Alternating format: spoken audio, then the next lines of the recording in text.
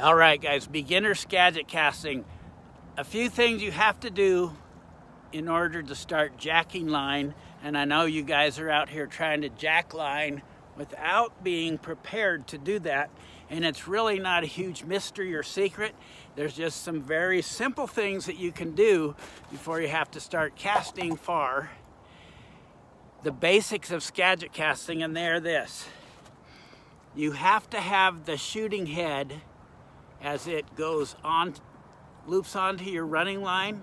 It goes from fat to slightly skinnier. And then when you loop on your sink tip, you can't have it looped on backwards, and you can't have the shooting head looped on backwards. So you have to know what's up.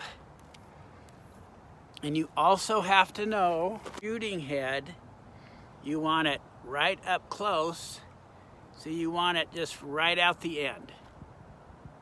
Right out the end of your fly rod. Or here's like 5 inches of overhang, just so the loop is out. But it's gotta be, you don't want it too far in, you don't want too far out of the guides or too far in. The other thing is, so you have to know your equipment enough to know which end the loop goes on. And I see guys trying to come out here and just hammer their forward cast when their line's not even set up right.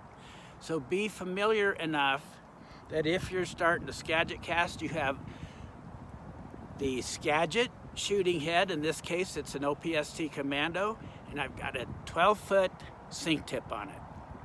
And at the end of my 12-foot sink tip, I have three feet of level mono leader, which would be like 3 feet of, say for trout, 8-pound test. And then at the end of the leader, I have like a weighted woolly booger, something small and manageable. Just put on a woolly booger to begin with. And then the other thing, make sure, you just got to make sure you know what's going on. And a lot of guys just don't. They loop things up backwards, and then they come out here and try hammering it without just the basic fundamentals. And I don't want you to feel like you got to practice fundamentals for 2 years before you can cast far. Just take a couple hours to get familiar with the equipment, familiar with the line, familiar with how you hold the rod. You have to grab the rod with 2 hands.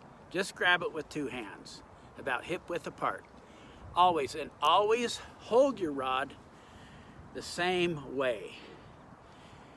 At this point, it doesn't really matter how you hold it, just grab it with 2 hands, okay? And then that way, you just hold it the same way every time, and then when you go to shooting a little line, you shoot it the same way every time. No matter what way you do it, I like to put it under this finger, and this finger, and this finger, and then shoot it like that. There's a lot of ways to shoot line, and it doesn't really matter how you do it. Just do it the same every time. Figure out what cast you want to do. Doesn't really matter which cast, but a good cast to start out with is a double spey. I like to just stick my fly right up there somewhere. If the fly is too far behind you, then by the time you sweep around the fly, you want the butt of the fly, the butt hook of the fly pointing at your target. If it's not, you're going to have a wowie in your anchor, and it's not going to cast as clean. So that's why I like to land a fly close to me, and then, so for the double spey, after you land the fly close to you, you can have your rod here, you can have your rod down, whatever you want to do. The important thing is that you know what's going on. So I'm going to do a double spey for you. I'm going to dump my fly right close to me, and then I'm going to either sweep high and slow or peel the line. Here's another thing you're not doing. You're not planning for your cast. I'll see guys go like this. They'll come out to cast, and they'll just kind of make up some weird cast before they cast. They'll just go out here and go. Say they got the line here, they'll go.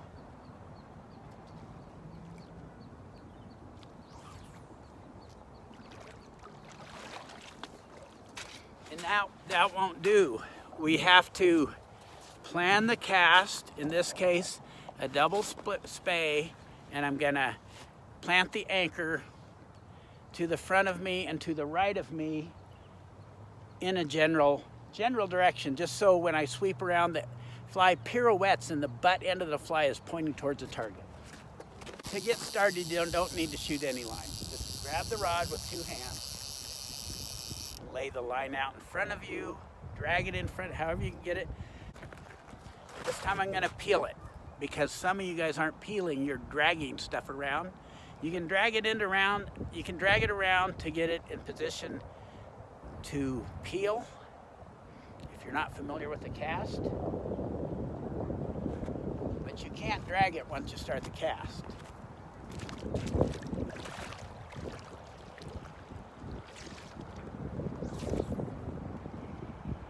Same thing applies for a sea cast. I lay the line out in a nice smooth arc around me.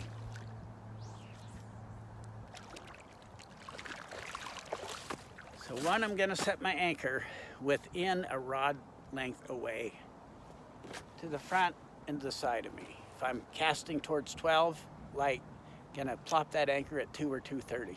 Then I'm gonna peel the line off the water. I used to not want to make a big deal out of the peel, but I see guys not peeling at all and just dragging. So you gotta lay it down and then peel out and cast. So number 1, lay the anchor within a rod length away, approximately. So, and peel. Rod tip travels from low to high. And cast. Here's the other thing. When you peel the line, if I'm peeling around, I'm gonna peel and then I'm gonna stop here. Okay, so you peel till your rod's not straight behind you, which would be 6 o'clock. 12 o'clock's in front of you, so you peel to here till 4 o'clock. You sweep, and then the next part is the circle up and or the drift. And this is where guys get in trouble because they keep the same speed in their peel as their drift, which in turn makes it not a drift, because you peel to here and then you gently bring it up here and cast, okay? 4 o'clock, drift to firing position, and then cast. The problem is if you peel all the way around to here, so you peel and circle up at the same time, you're gonna blow your anchor. So it's like a throbbing motion. Set the anchor, peel, you peel and then you drift up and around. So peel to here and then slowly come around to your firing position and cast. It's a throbbing, it's weird, like that.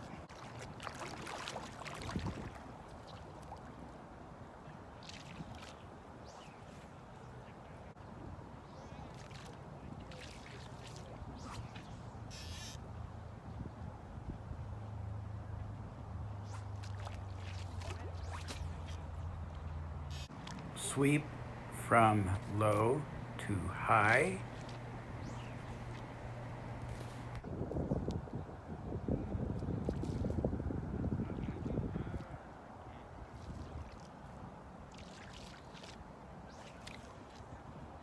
Once I start the peel, I don't accelerate. I just sweep from low to high, peeling the line.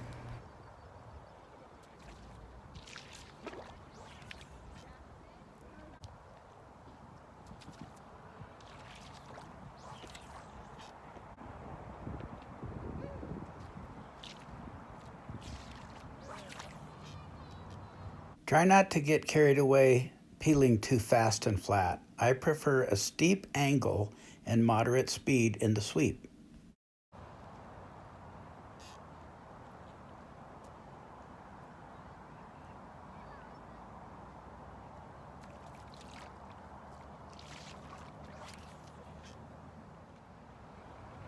And the fly about a rod length away from you.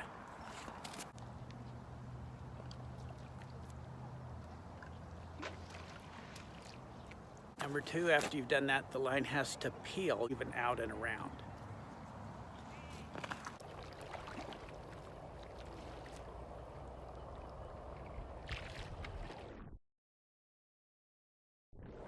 Okay, number three, you sweep to the 4 o'clock position.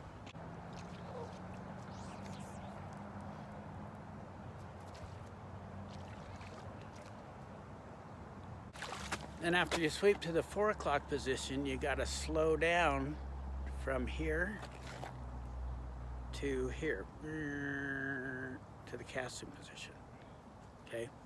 Casting position is not like this.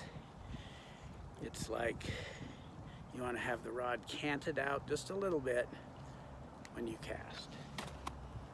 So basically drift or circle up very slow in between the sweep and the forward cast.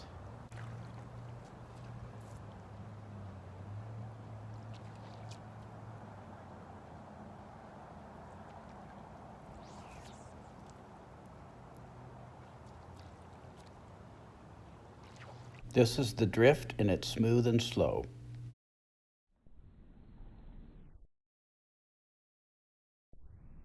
And for the forward cast, push with your top, pull with your bottom hand.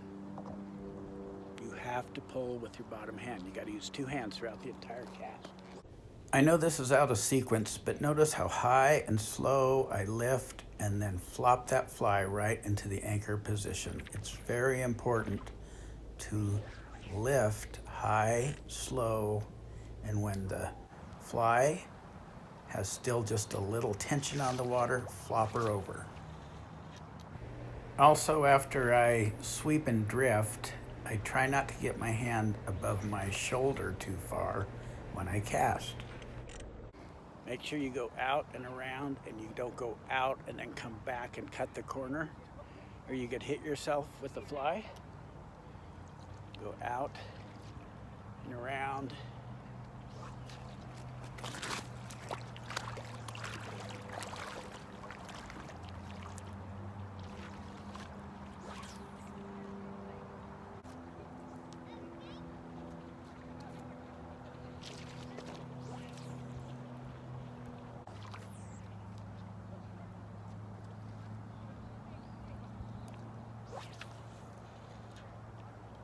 So I have better luck with my single spey if I drop the fly next to me and sweep high and get that belly whipping around me. But you may want to peel